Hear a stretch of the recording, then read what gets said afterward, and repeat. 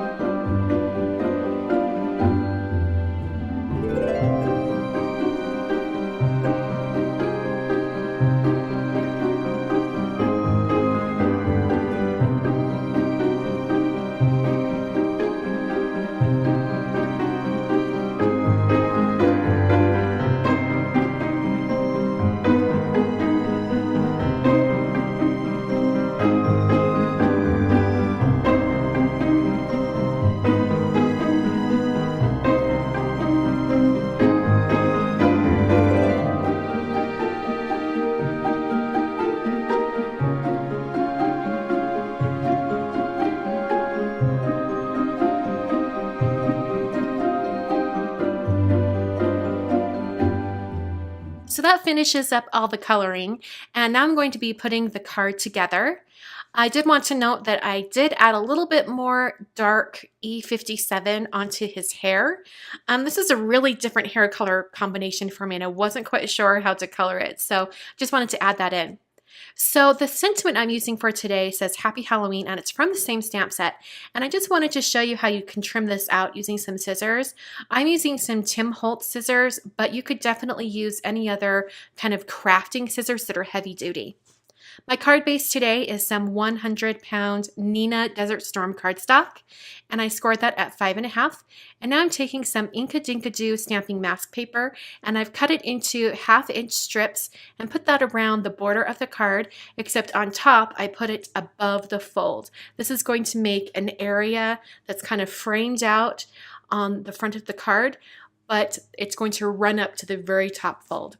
I also put some thick Post-it masking tape just on the back so I wouldn't accidentally color the back as well. I'm using a Tim Holtz mini distress ink pad in frayed burlap, as well as the mini round blending tool to bring in some inking on the edges of that mask. It's going to just accentuate the edges of that mask and create an area on the card without having to layer cardstock. Instead, this is going to keep that base layer of the card completely flat. I also used some Post-it tape to tape down my card and then tape down the Falling Stars stencil from Simon Says Stamp. I really love the Falling Stars die, but today I'm going to be using the stencil to add in a little bit of detail in this background. I'm using the same distress ink color, frayed burlap, with that mini round blending tool and just bringing in that color. And then I will peel off the mask, and you can see all those little tiny stars that are on the background. I think it looks really, really cool. Then I took the mask off, and you can see that outer edge. And I took some purple cardstock from Basil. I used my Inka Dinka Doo embossing magic powder bag to prep the cardstock before embossing. By using that powder bag and adding a little bit of powder, it prevents the embossing powder from sticking to areas where I don't want it. I put some Hero Art to White embossing powder on top, shook off the excess, and then heat set that with my heat tool. I then trimmed it down and made it into a banner that I adhered with some foam tape on the back directly to the bottom portion of this card. I'm going to be putting the little boy kind of right above the banner, so I'm going to put 2 layers of foam adhesive on the back of this little boy, and that's going to make it so that he stands up above that banner. So I'll just peel off that backing and place that onto the card. Now I'm going to be adding a few details just to finish off this card. I'm using this star border punch from EK Success, and I just punched out a little bit more of that Copic Express It blending card. This is just the strip that I cut off when I cut him out of the cardstock. And I took all the little stars, and now I'm using some Ranger Multi-Matte Medium, and I just smushed that with my fingers so it was a little bit easier to apply. And I took my Quick Sticks tool, picked up each star, kind of dragged it through that adhesive, and then put it back onto my card. I did want to make sure to put 1 star on the banner. And then I went around that blending that I did earlier and added a dashed line, and also added some Stardust stickles to all of the stars. And that finishes the card for today. Just a reminder that all of the supplies plus those suggested stamps are listed down below in the video description or over at my blog. And I will see you guys on Friday for a new Friday Focus video. Thanks so much for watching, and I will see you then.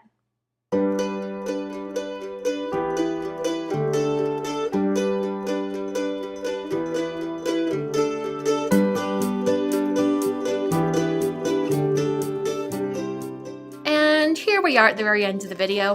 Thanks again for watching, you guys. I have 3 more Copic card videos for you to check out, so click on any of those on screen to watch those videos. Don't forget to give this video a big thumbs up and hit that subscribe button, and you can visit my blog at kingwarnerdesign.com. Thanks for watching, and I'll catch you guys next time.